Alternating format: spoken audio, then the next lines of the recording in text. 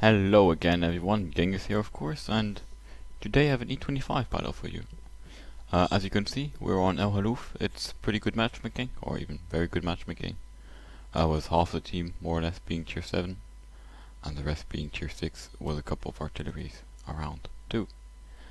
Now, those of you who watch my stream will probably know that every time I get El Haluf, whatever tank I am in, except for scouts and RT I guess. Then again, I hardly ever play RT. I always go in this general area. The reason is pretty simple. I just think that that's where the game is won or lost, because most tanks go there, so whoever wins that area normally has a large numerical superiority over the enemy team, which just basically leads to the win. You may disagree, and I'm not saying this is the only option, but I just go there every time, basically. Make it simple. The E25 has actually got pretty good gun impression, or very good gun impression, so you can use this Ridgeline really well, or well enough, as you can see. And I'm just waiting right now for enemies which are going to cross, hopefully, in the near future.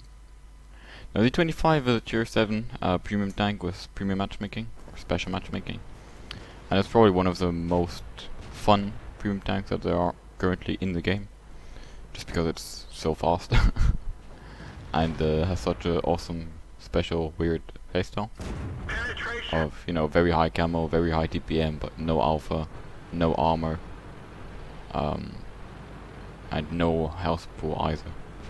Like, yeah, one of the problems of this tank is you just get basically 2-shot by 390 alpha guns, and one RT shot can devastate you and so on. You can't roll except if you have very positive terms, or if an enemy is reloading, because you do have very good TPM. Enemy armor is damaged. So yeah, I managed to put in a shot into the T-34-85 there. And apparently the enemy team is not here a lot, and then suddenly 4 tanks get spotted. I honestly don't know why those guys were so slow in coming here. As you can see, our team's already much further on. And yeah, right now I don't really know what to do. I don't want to push around that corner into those heavies. That's just basically suicide. And I see our E25 go for it, so I decide to follow him for the time being. But one thing I found out, pull it here real quick. If you go in this area, yeah, there's 2 things I don't really like. The first one is any enemy down here can shoot you in the back, and you can't get safe. And second, TDs up there can also shoot you in the back if you are forced to fall back a bit, because heavies turn around and push you. So what I'm going to do is get up here, behind this hill instead of this hill, and then turn around and shoot the heavies in the back, basically. Now I see that comment, and I see that E25 over there. I see the best enemy player. I wanted to take him out, but I just decided, okay, let's help our guys here, because they're kind of fading against heavies. And oh shit, there's Stura in. He has a 490 alpha gun. I set him on fire. I know that will mean that his gun is very inaccurate, so I decided to just rush in and try and make him miss, which works. And I eat a shot from the back prints, but that's not too bad. And then I just start working down this IS. And suddenly I get hit by both 2 of the 3 enemy artists, more like. So that was kind of unfortunate. And there goes the third arty. As you can see, the grid is behind me, but I decided I want to push this black prince, so that he's able to do the least damage possible to my team before he gets taken out. And after that stun, I'm going to wait here till I'm unspotted.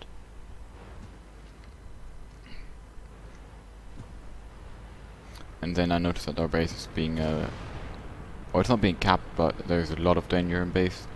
The enemy E25, which was still nearly full life and is their best player by far, was pushing our base. There was also a couple mediums in the general area, which could be pushing our base and could not be pushing our base, but we don't really know that. So yeah, I decided to go back. For the moment the game was pretty good. For me, I did 1500 damage, picked up 3 kills, and lost not even half my life in the process, half my HP.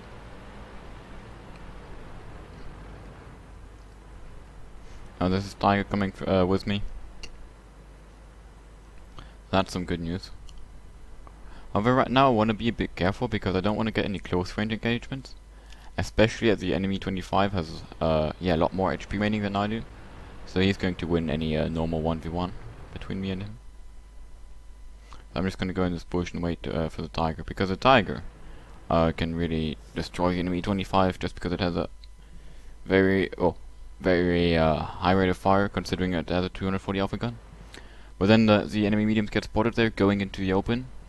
And I already like that a lot more because enemy mediums in the open are much easier targets than if I were, for example, forced to peekaboo with them.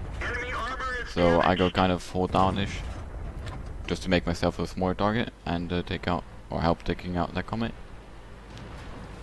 And then I decided I just want to push this VKD because the enemy E25 got spotted as he destroyed our heavies more or less. So I know he's on a completely different part of the map. He basically did what I did. We just switched flanks as we were trying to defend our base. I just decided to go in here. I have much higher rate of fire or DPM than he does. I was kind of a bad shot there, if I'm honest.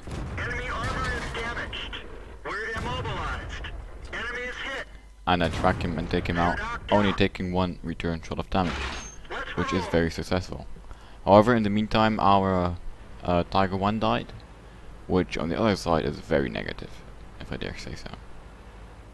Now there's still an enemy ARL 44 which has not been spotted yet in the entire game, so that's kind of weird, to be honest.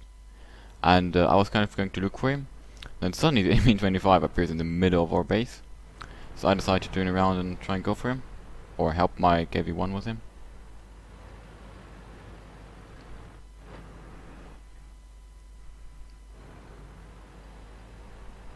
Now right now I didn't spot him, so I decided to go back, and I got spotted, which meant that he's in those bushes there. However, as soon as he saw me go back, he just rushed forwards, probably trying to get away from me, not realizing the KV1 was there.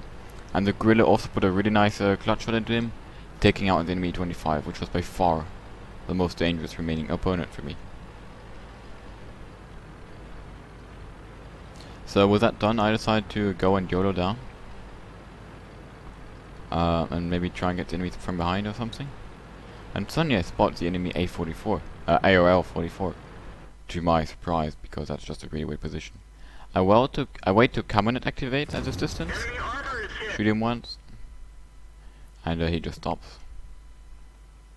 And looking at the position where he is, I have a feeling he might just rush down, in which case I would be in a bad position because he could shoot me from above, and so could the T25-2 and the VKM, and it would be very hard for me to push.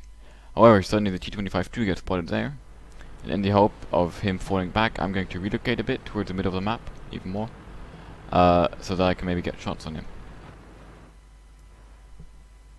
As you can see, I have a shot there. I don't know what happened with that one. And I just right click, left click at the same time, which means I will keep shooting the same position in the hope of getting some damage into him. Now as he gets unspotted, I move forward into the bushes, so I'm actually able to spot something.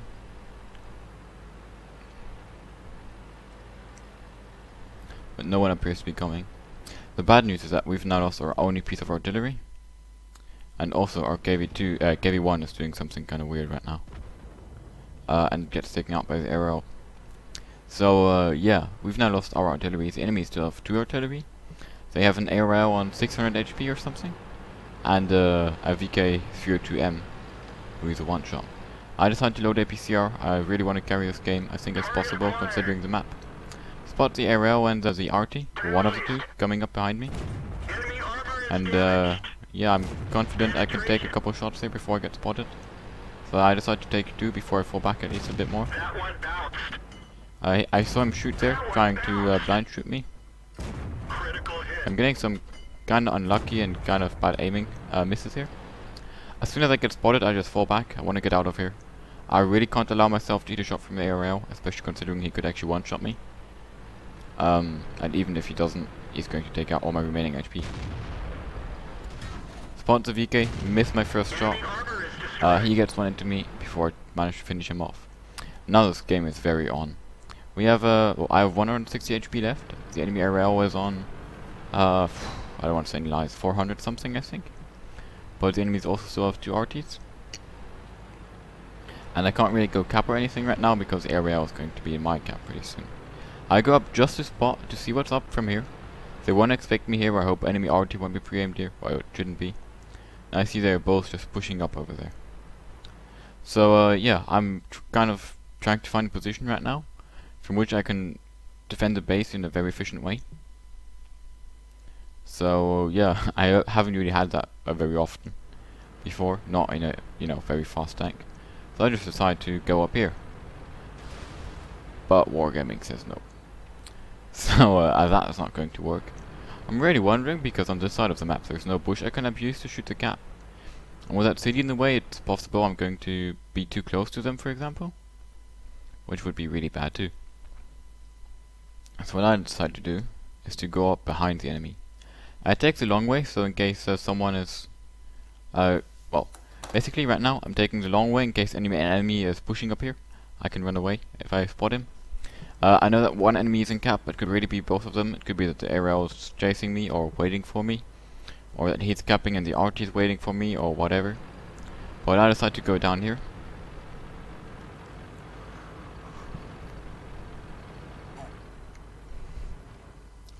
Staying spot safe. And right now I'm really wondering where the second guy is. Of those two.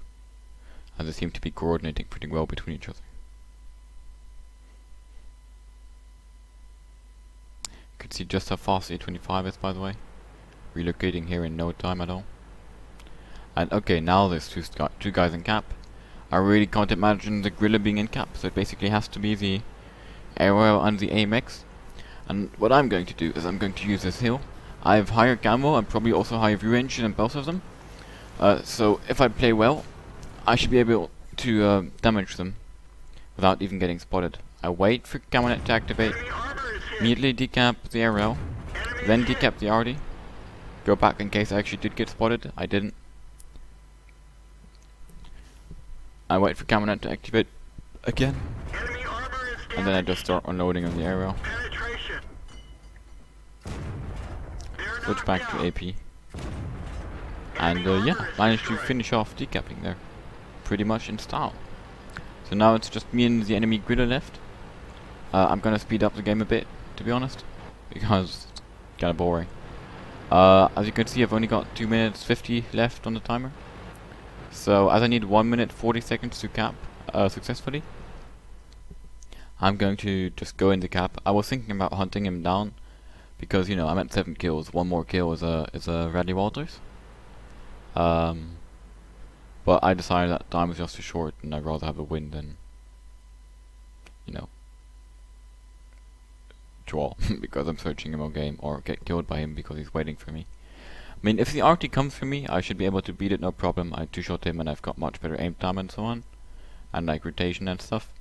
But if he's just standing behind a building or in a corner and I go for him, he's going to be able to get a shot into me. So yeah, and for some reason he suddenly appears behind me just in time for me to kill him before the time is up. So that was kind of glorious. Let's have a look at the post-game stats. That is actually the wrong replay, by the way. Kappa kappa. There we go. So as you can see, and not very surprisingly, I got an ace tanker. I obviously got Radley Walters and thus also a Top Gun. An invader for, well, 100 cap points. A high caliber. And a defender. So that was a pretty epic result, in my opinion. I ended up doing 3,624 damage. Great game also to our Tiger. Doing 3,000 damage, and the enemy E25 doing nearly the same and picking up 5 kills in the process. I also managed to get 130 base defense points and 100 base capture points. So that's a pretty epic result.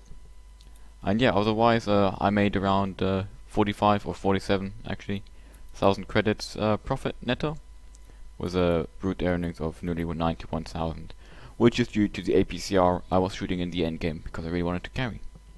I hope you guys enjoyed this. I'm sorry for not uploading any video yesterday, and yeah, see you next time. Bye bye.